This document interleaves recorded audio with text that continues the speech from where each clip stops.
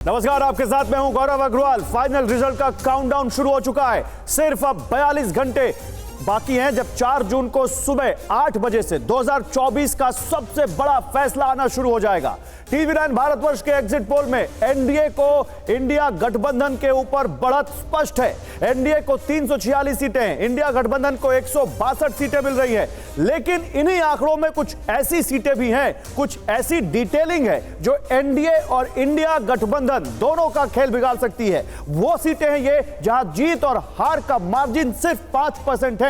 अगर ये 5% वोट इधर से उधर हुए तो सरकार बनने और बनाने में संकट आ सकता है। तो अब हम आपको अपने एग्जिट पोल से 5% मार्जिन की वो सीटें दिखाएंगे जो खेल पलट देंगी। जी हां, टीवी9 पोलस्ट्रैट पीपल्स इनसाइट का ये जो एग्जिट पोल आप देख रहे हैं, इसमें ये जो सेगमेंट है ये सबसे इंटरेस्टिंग है, क्योंकि ये 5% का मार्जिन किसी का भी खेल बनाएगा और किसी को भी सत्ता से बाहर कर देगा, किसी को भी सत्ता दिला सकता है। इस बार किसकी सत्ता में ये 5% बहुत इंपॉर्टेंट है और इन सीटों पर बात करेंगे। लेकिन पहले जान लीजिए कि हमारा 1 करोड़ सैंपल साइज वाला एग्जिट पोल कैसे किया गया है, यह बहुत जरूरी है। इसकी आप मेथोडोलॉजी समझिए।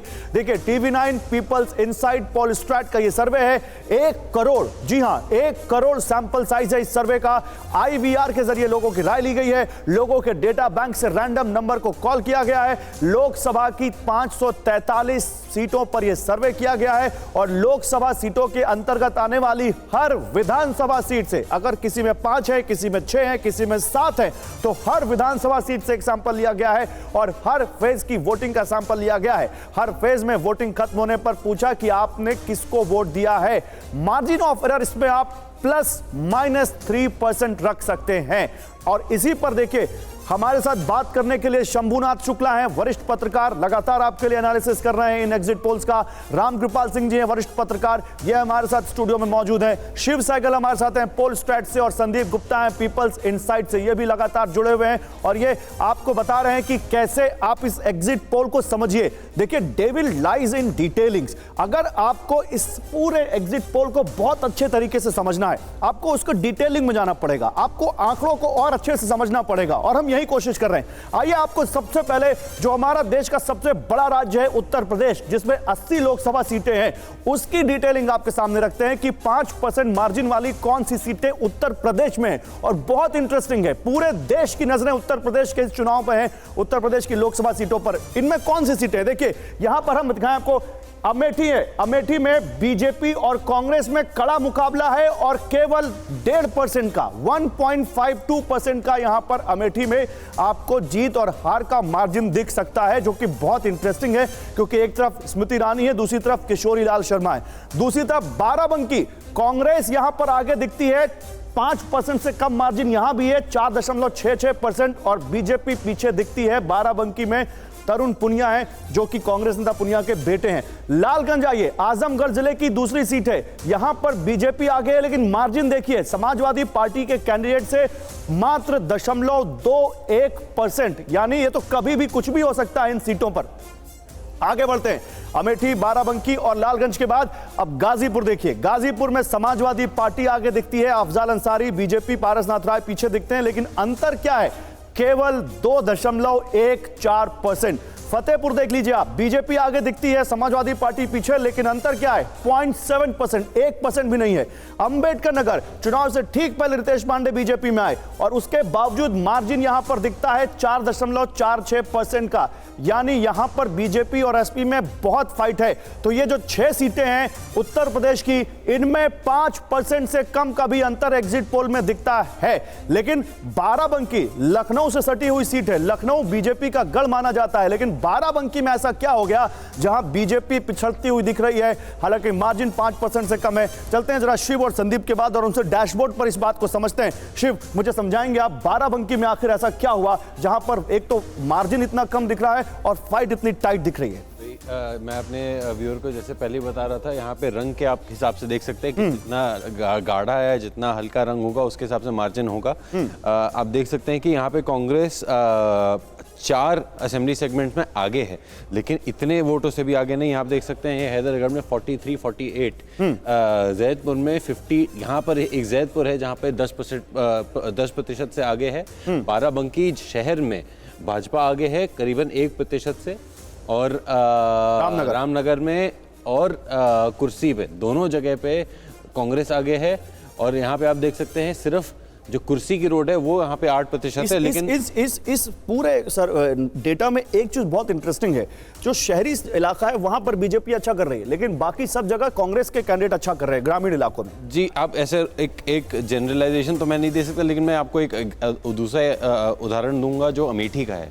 अमेठी में उल्टा है। अमेठी में जो अमेठी शहर है वो कांग्रेस ज़्यादा मतलब वोट पा रही है हमारे तरफ से, लेकिन यहाँ और सब जगह जहाँ देखें वहाँ पे भाजपा है। तो कुछ यहाँ पे एक्सेप्शंस हैं, लेकिन हाँ आप कह सकते हैं एज एक ज़्यादातर कह सकते हैं भाजपा शहर में ज़्यादा वोट पा रही है। बाराबंकी में तो कम से कम यही बाराबंकी में, लेकिन मुकाबला बहुत टाइट है। और ये 5% का जो मार्जिन आपने रखा है, तो आपने +-3% का तो ओवरऑल रखा ही है। तो गेम पलटने में इसमें कोई कभी भी कुछ भी हो सकता है। जी बिल्कुल, ये सीट पलट भी सकती है, लेकिन ये मैं ज़रूर कहूँगा कि हमने बहुत सारे सैंपल लिया है और कंसिस्टेंटली लिया है। तो हमारा एक तरफ जब हम लोग किसी को जीतता हुआ दिखा रहे तो उसके चांसेस ज़्यादा है। लेकिन हाँ बिल्कुल सही बात है कि 3% का मार्जिन ऑफ एरर है, हो सकता है कि ये सीट भाजपा भी जीत जाए। ठीक है। अच्छा, आपने आप बता दिया मुझे बाराबंकी के बारे में। गाजीपुर एक ऐसी सीट है जिस पर सबकी निगाहें टिकी हुई हैं, खासकर मुख्तार अंसारी की मौत के बाद। अफजाल अंसारी वहां से समाजवादी पार्टी की टिकट पर हैं। गाजीपुर पर हम बात करेंगे। सर मुझे आपसे बात करनी है गाजीपुर पर। सर आपका एनालिसिस क्या कहता है? गाजीपुर समाजवादी पार्टी 2% के आसपास से हमारे एग्जिट पोल में दिखता है। आगे देखिए, जैसा ये कह रहे थे, गाजीपुर निश्चित रूप से, क्योंकि वो मामला बहुत टफ है और जिस तरह की चीजें हैं वहां पे कहना बहुत बड़ा मुश्किल है। मैंने पूर्वांचल के बारे में हमेशा इस बात कही थी कि 2019 में भी पूर्वांचल में बीजेपी को झटका लगा था, और अभी भी जो आप देखें सारा आया हुआ है उसमें कहीं ना कहीं से जो सीटें कम हो रही हैं बीजेपी की, उसमें पूर्वांचल की बड़ी भूमिका है। और ये पूर्वांचल में जैसा मैं कह रहा हूं कि एक जो अंडरग्राउंड एक करंट गई है कि बीजेपी अगर 400 सीट आई तो आरक्षण खत्म कर देगी।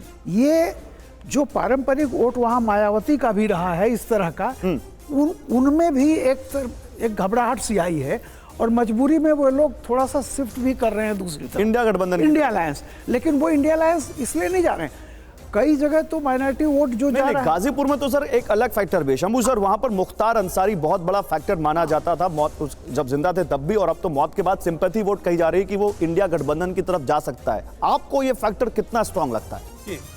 जहाँ तक गाजीपुर की बात है, मुख्तार अंसारी का एक इंटरव्यू मैंने सुना, कहा भी था उसने कि मैं तो हिंदू वोटर जीतता हूँ। मुख्तार अंसारी ने खुद कहा था कि मेरे इलाके में मात्र 10% मुस्लिम वोटर हैं, मेरी जीत जो होती है वो हिंदू वोटरों के मार्फत होती है। तो इसका मतलब तक मुख्तार अंसारी का हिंदुओं के बीच एक तो उसकी लोकप्रियता थी। इसके अलावा बहुत सारे दूसरे जो फैक्टर हैं, जैसे राजपूतों की नाराजगी, पूर्वांचल में राजपूतों की संख्या अच्छी खासी है, उनकी नाराजगी भी तो एक फैक्टर रखती है कि उनका भी असर पड़ा होगा। दूसरे, मुख्तार अंसारी के प्रति सहानुभूति, उसका असर पड़ा होगा। तीसरे, कुछ स्टेट गवर्नमेंट की अपनी बहुत सारी नाकामियां भी होती हैं, जो भले स्टेट विधानसभा में न दिखाई पड़े, लेकिन वो लोकसभा का जब चुनाव लड़ा जा रहा है तो वो एकदम से फूट पड़ता नहीं। और उसमें क्या लोकल कैंडिडेट की भूमिका कितनी, उस पर भी बात करेंगे। लेकिन अब मैं फतेहपुर पे बात करना चाहता हूं। शिव, संदीप, फतेहपुर के बारे में आपका क्या एनालिसिस है? फतेहपुर भी उसी 5% के अंदर आ रहा है, जल्दी से। जी बिल्कुल, फतेहपुर में आप देख सकते हैं यहाँ पे जैसे आपने बोला शहर की सीट जो फतेहपुर है वो भाजपा जीत रही है करीबन 9% से, और बिंडकी की जो सीट है असेंबली सीट है वहाँ पे आराम से करीबन 15% का मार्जिन है। लेकिन बाकी जितनी सीटें वहाँ पर सपा बहुत अच्छे से स्कोर कर रही है। यहाँ पे आप देख सकते हैं सिर्फ 2% है, लेकिन बाकी हुसैनगंज देखिए, और हुसैनगंज एक ही सीट है जहाँ पर बहुत अच्छा मार्जिन है, बाकी सीटों पे बहुत कम मार्जिन पे सपा आगे है। ये भी सीट बदल सकती है, लेकिन अभी तक सपा ने बहुत अच्छे से, सपा का जो वोटर है उनने हमारे सैंपल में जो आया है काफ़ी अच्छे से उनको वोट कर रहा है। ठीक है, चलिए इस पर बात करते हैं सर। मैं इस पर बात करूंगा और इस पर आगे भी और बात करेंगे, भी बिहार पे भी बात करेंगे। आप बोल दीजिए, आप ऐड ऑन कर दीजिए। अम्बेडकर नगर का अगर एक बार देख लें, वो भी बड़ी इंटरेस्टिंग। अम्बेडकर नगर देखना चाहते हैं? चलिए ऑन डिमांड अम्बेडकर नगर दिखा सके संदीप और शिव। अम्बेडकर नगर पर जल्दी से राउंड अप दिखा दीजिए, फिर हमें बिहार की तरफ जाना है क्योंकि बिहार में भी बहुत इंटरेस्टिंग है। अम्बेडकर नगर पे अगर आप, क्योंकि अम्बेडकर नगर में हम बीजेपी को सर आगे दिखा रहे हैं।